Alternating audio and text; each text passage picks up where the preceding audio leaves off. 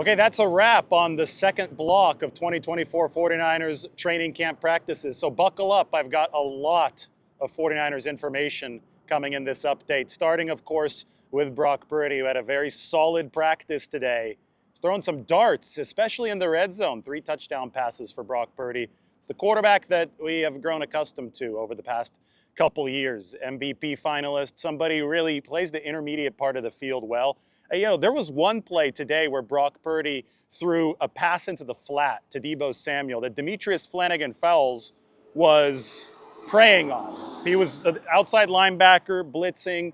He thought that he would be able to catch the 49ers by surprise, knock the pass down, maybe even intercept it. I think that the play might have been tipped to Demetrius Flannigan-Fowles beforehand through a tendency that the 49ers showed at the line of scrimmage. But Brock Purdy saw it, he adjusted, and just with a subtle dip down to a 3/4 release, he was able to sneak the pass by Flannigan-Fowles to Deebo Samuel.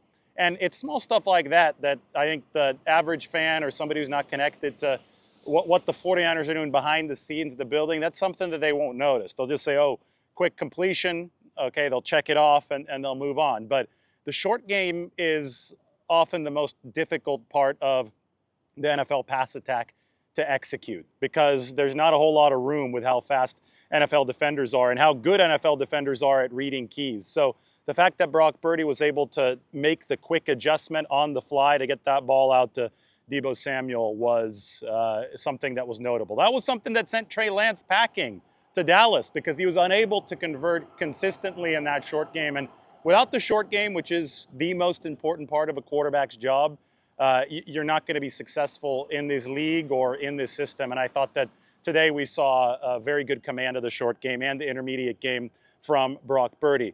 Earlier in the instant reaction, I talked about the 49ers second-year linebackers flashing, Jalen Graham and D. Winters. We had heard so much about D. Winters from Fred Warner saying that he had the best OTA session out of any 49ers player. They really, really need one of these two guys to grab that third linebacker role.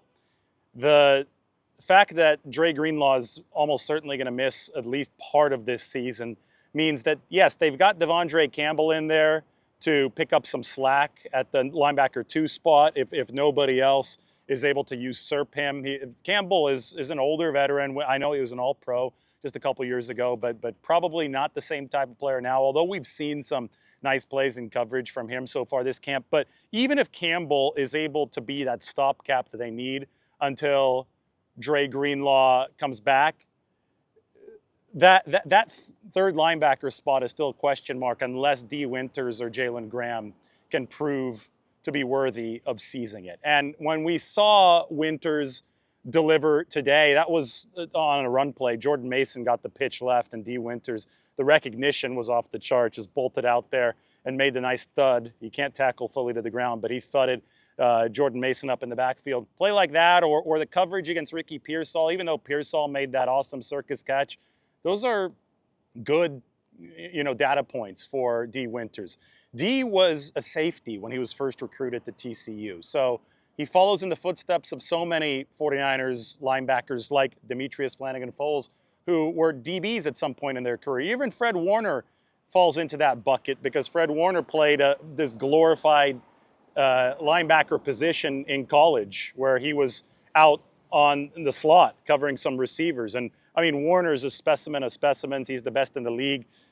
Just to take you to practice, to give you a little bit of an idea of what the vibe is like, what the sights and sounds are like.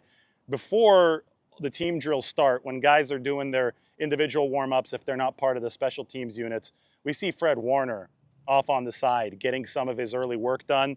And the guy is a specimen of specimens. I mean, 6'4", big, tall, but strong enough, right? He's long enough to cover and explosive enough to cover, but also just strong enough to be able to plug gaps and stop the run. If you had to design a linebacker in the lab, you would design Fred Warner, and that's what we see practice in, practice out from him. So anyway, Jalen Graham, he had a thud up today too. That was of Jake Tonjes, one of the 49ers reserve tight ends.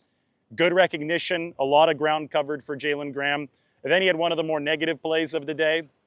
It was a post-play interaction, actually, where he took a swing at Drake Nugent, the 49ers rookie center, out of Michigan. And it was, I don't know what precipitated it, but the official immediately threw a flag. It was during the red zone period, and Drake Nugent, to his credit, just stood there, took the hit to the head. I mean, he had a helmet on, so he had nothing to really be concerned about, and then he walked away. So he did not retaliate. So that was a nice show of maturity from the rookie. Both safeties today, Taylor Hawkins, who lit up Cam Latu on a play where he forced an incompletion. By the way, we've got another jet going over us. Where is it? I'm trying to look for it. It's so bright above. There it is. San Jose Airport comes through. Now, I've got this mic on now that takes care of a lot of the wind, and it probably takes care of some of the plane noises. If it took care of that plane noise, that jet noise, to your satisfaction, go ahead and put a thumbs up in the comments section. But Hawkins, he's laid some wood. I mean, there was a big hit against Deebo Samuel the other day, the first day with pads, and today there's a big hit against Cam Latu that dislodged the ball from the second-year tight end. Taylor Hawkins had his first career interception in the Week 18 game against the Rams last season.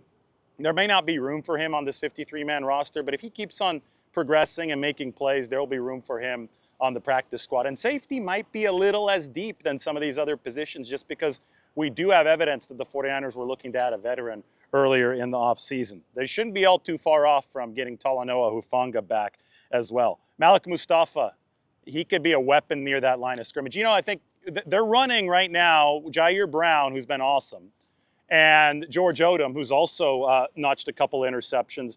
They're running both of those guys as the first-team safeties, and that's not surprising. You want to have some veteran experience at that safety position. But Malik Mustafa is making a case for that third safety job, and he's making a case for that third safety job to be an actual contributor on the field at some point this season. The last player who did that as a rookie was Talanoa Hufanga in 2021. And what you need to make that case is you need to have a skill set that can differentiate itself. Can you do something that the other safeties can't? That Brandon Staley, who's going to be up in the booth, by the way, this year. Nick Sorensen confirmed he's going to be coaching from the field as the defensive coordinator.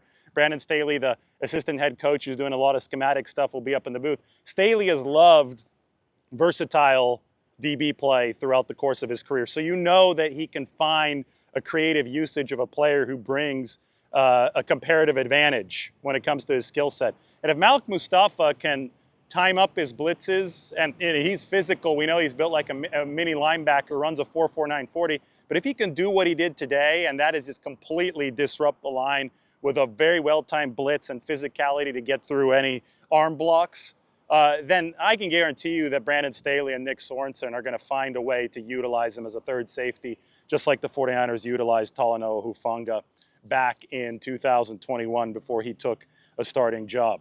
Really nice throw today from Brandon Allen to Chris Conley. I think Chris Conley is making this 49ers roster. I mean, the job that he did as a gunner in the Super Bowl should not be forgotten. He downed a couple punts inside the 10, maybe even inside the 5. But the rapport that Conley developed with Brock Purdy, talk about the corner route on the game-winning drive against the Green Bay Packers, all that stuff needs to be taken into consideration. And today, Brandon Allen found Chris Conley downfield on a play that was going against the grain, threw a nice pass about 25 yards beyond the line of scrimmage. Conley has been a reliable target here so far in camp, and it's my prediction that he's the guy that's going to make the 53-man roster. And they've also been happy with Trent Taylor, but I think Kyle Shanahan almost straight up said the other day that Trent Taylor might fit really well in that practice squad role, which is exactly what we predicted when they signed Trent Taylor over this summer. I mean, he's somebody who's going to raise the floor at punt returner. He's going to give you a dependable presence that can be activated, multiple times off that practice squad. I don't know if he's quite moving the needle enough to grab a 53-man roster spot, but that veteran trusted presence of Trent Taylor could be somebody that fits in the building and at least for the start of the season gives the 49ers some roster flexibility in that regard. Ricky Pearsall, I mentioned him in an instant reaction. We'll mention him again. Just the guy can separate. There's oohs and ahs, mainly against Isaac Yiadom today, but Jair Brown had to cover Pearsall because the 49ers were able to distract the defense with Christian McCaffrey coming out of the backfield in the red zone. Jair Brown had no chance. I mean, Ricky Pearsall, you're going to have to put, I think, a decent corner on him for him to be covered. Or at least to have a chance to cover him because of his separation ability. And that starts to become a problem if you're using resources on the 49ers' third or fourth receiver well, then guys like Deebo Samuel, eventually guys like Brandon Aiyuk are going to be able to step up and deliver. Speaking of Aiyuk, he was shaking hands and seemed very happy talking to John Lynch and Kyle Shanahan on the field. We saw video of that. I would say that you shouldn't read too far into things. A lot of people want to say, oh, an extension is imminent because of that. But just take it from me. I've reported this accurately throughout. Don't read too far into that. I do talk to people as well, and I get it. People are anxious, tea leaves, everybody trying to read them at all times. But myself, I ran into Brandon Aiyuk yesterday, and he was in really good spirits. He's just in a good mood these days. And, you know, maybe he's just trying to cover up frustration with this contract negotiation being as prolonged as it is, but it didn't seem fake to me. It seemed that Brandon Aiyuk was just really happy. And when I saw him today on the field, it seemed that he was happy again. Ronnie Bell, 2 contested catches. I mean, speaking of making the roster at that receiver room, I thought that Ronnie Bell was on the outside looking in for sure before today. But I think that he can make a push for it with contested catches against both Ambry Thomas and Charvarius Ward. I know that second one is much more impressive than the first, since Thomas has struggled in contested catch situations. But if Bell can just get a little bit more comfortable returning these punts, if he could provide some special teams utility, I think that could be really, really big for the 49ers. Looking at a couple more, I talked about the subtle delivery from Brock Purdy to Deebo Samuel on that Flanagan-Foles play. Oh, there was one-on-ones. I watched a lot of the 49ers one-on-ones with the offensive line. This is something I could go over in a little bit more detail tonight, but we could also start to look at it right now. We've got the entire list of one-on-ones of the offensive line today. Dominic Pooney, there was one. He lost to Jordan Elliott, big, wide 49ers free agent acquisition at nose tackle on one of his reps. Chris Furster pulled him aside, and Chris Furster started saying, you know, telling him what he needs to do differently with his hands. And then we saw another rep against T.Y. McGill where Dominic Pooney, who looked a whole lot better. The 49ers are inching closer and closer to having Dominic Pooney start at right guard, because Spencer Burford's out. We'll get a timeline from Kyle Shanahan probably in 2 days right now. Broken hand for Spencer Burford. John Feliciano remains out with the knee injury.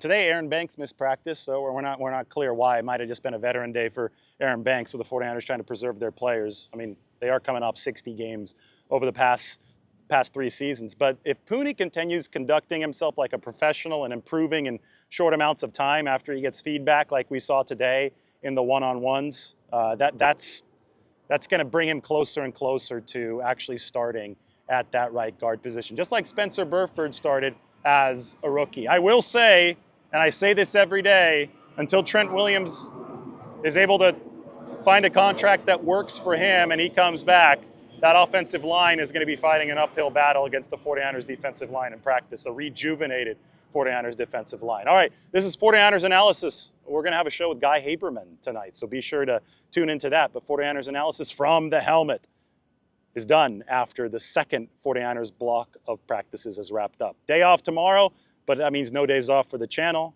followed by another 3 practices starting Friday here from the facility, from Levi Stadium. We'll talk to everybody soon.